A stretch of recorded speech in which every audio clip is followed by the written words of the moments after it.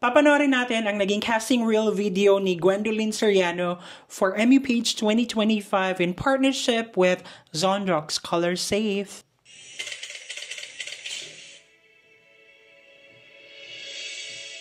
People tell me that I'm not enough or that I make bad decisions, and that's okay. And I deal with this by choosing faith over fear.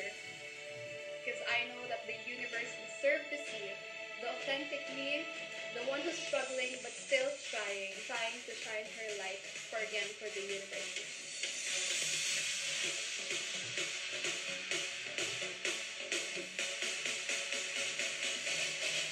Parang yung sa kanya naman, okay lang. Pero it's very, kumbaga hindi siya ganun ka-open. Yes. Like, very shallow lang yung superficial, parang ganun. Yung scenario niya na kwento or experience, ganun. So, kung ako yung audience, hindi ako masyadong nakarelate, hindi ako na-attach, parang ganun. Oo, kasi yung mga gantong challenge dapat may mga personal touch, may open up kang konti.